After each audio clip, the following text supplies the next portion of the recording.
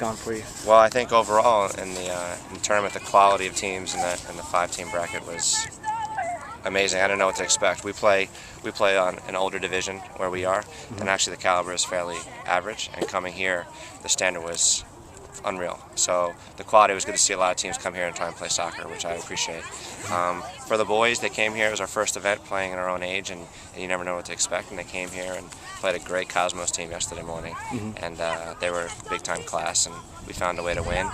And progressively got better until this morning. We had a little bit of lack of spirit, and a little bit disappointed. And we knew we were coming into play against Bethesda, which is a quality team.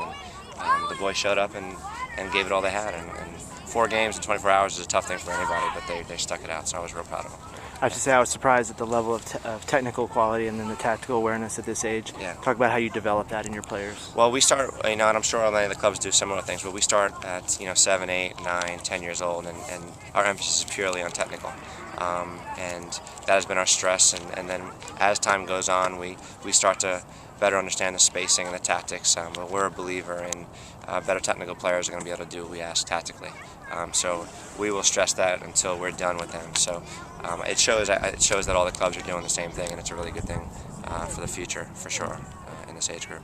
Could you talk about the influence of your partnership with Chelsea and how that helps, or what role that plays? Yeah, I think initially, obviously everybody sees it as Chelsea has been part of our club, and over the last couple of years has become that much more significant. It's obviously tied initially mainly with our academy of 16s and 18s, and the influence on that, and it becomes a lot more professional atmosphere, a lot of different thoughts and ideas of training regiments, and then we sort of filtered it down with the younger ages, and so they start to have an understanding of the standard when they start to visualize some things on overseas, and they have a little bit higher quality and professionalism, and it's been more of an effect in that realm than it has in training. So hopefully it just gets stronger as time goes on.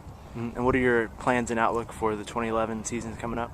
Well, we have our remainder of our spring season, and we'll continue to play up in the age group.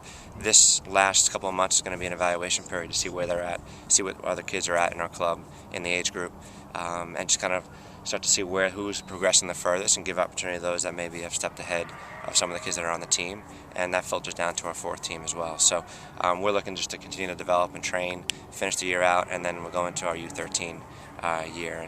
And the landscape of the men's side has changed on the boys' side, so there might be some changing with the younger academies and things like that, so it might influence some of these kids along the way. So training and development is all we're really focusing on. Could you talk more about that changing landscape? You're referring to the DA, I guess, the Developmental Academy? Yeah, and so ultimately I know that it was there's a lot of positive to it. There's still some questions in the air with it, but if it does become a 14 and 12 academy, and it might not be this year, it might be in a couple years, then it obviously changes the opportunities for some of these kids that may be 99 born or 98 born.